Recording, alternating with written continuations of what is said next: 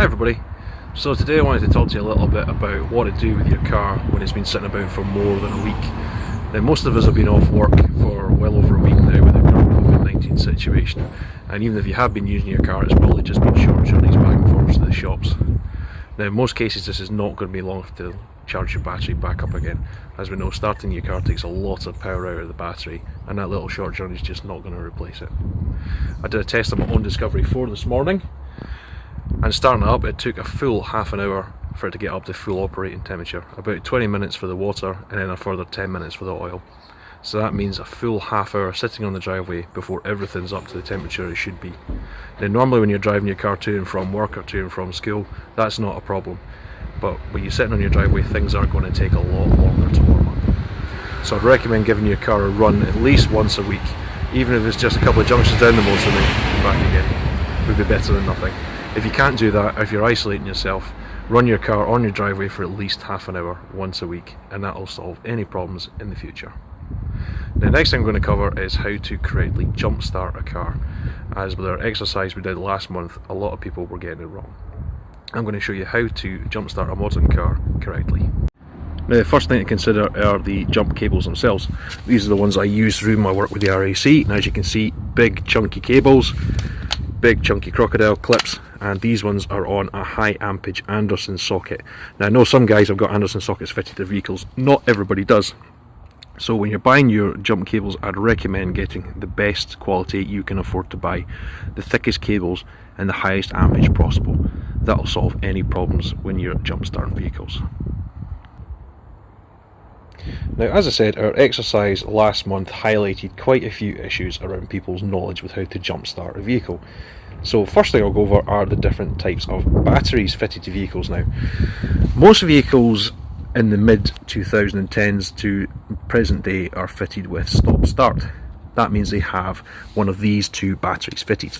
They are both completely different to your traditional battery. This one here is an enhanced flooded, which means it does have battery acid in it, but it's an enhanced acid, which means it acts slightly differently to your traditional acid batteries. The second type is this absorbent glass mat, or AGM.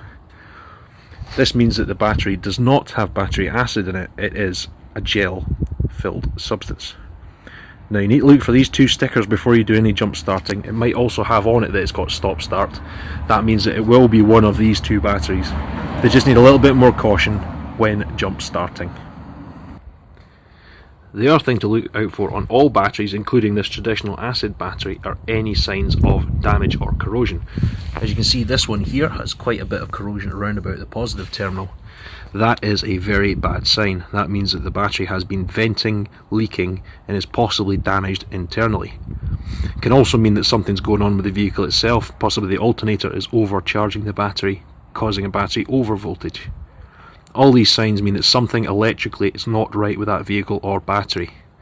Under no circumstances should you try and jump start that vehicle. Call the professionals, it is just not worth the risk. So for the purpose of the exercise, I have my own vehicle, which is working perfectly fine, and my casualty vehicle, which is not starting because it's been sat for more than a week. Now what you need to do is go to your casualty vehicle and not be able to open the bonnet. There we go. Now, as most of you know, the Discovery, the battery is underneath this cover. Now, as we just discussed there, this has an AGM battery, absorbent glass mat. Now, even though this vehicle doesn't have stop start, it has an AGM battery fitted for the capacity. This has got a fairly huge battery. So even though a car doesn't have stop start, you still need to check.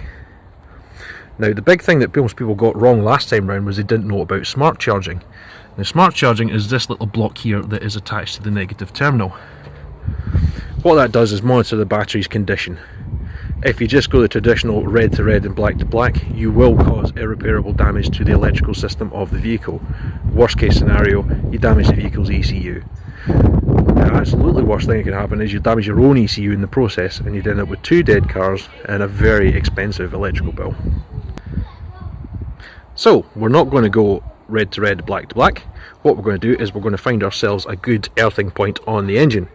Now, as you can see in this Discovery, it is almost all plastic. A lot of modern cars are the same. So we're going to have to remove the engine cover. So what we're looking for is a good earthing point on the engine itself. I like to use big metal brackets like that. Engine lifting points, that sort of thing, are usually pretty good for it.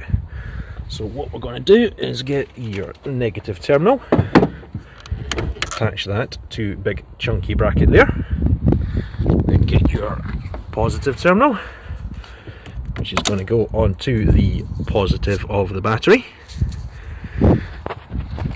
Then we'll go over to our own vehicle, locate the battery here, same thing. So on here I'm going to use the bracket for the intercooler, and then onto the positive of the battery. Make sure they're nice and secure. Now what you would do then is you would start up your vehicle, let it run for a couple of minutes, and then you go over and you would try and start the casualty vehicle. Now try it. If it doesn't start, give it a couple of minutes with your battery still plugged in and your alternator charging this battery. If it still doesn't start, there's something else wrong with this vehicle. Again, call professionals, it needs further investigation. So hopefully that quick guide gives you a bit more insight into how to jump start a vehicle correctly. Now the other thing to consider is I know a lot of members have got these little booster packs or battery starting packs. Most of them are cheap and nasty. Be very wary when using these on modern vehicles. They may start the car, but they'll also put a massive electrical surge through the system and could cause damage. It's also worth checking if they are suitable for doing the absorb glass mat and AGM batteries. Again, if anything goes wrong, it will be you that's liable for the damage, or possibly Lothian 4x4 response. Just think before you help out, you could make the situation worse. Any questions, just ask me on the call tonight. See you later, bye bye.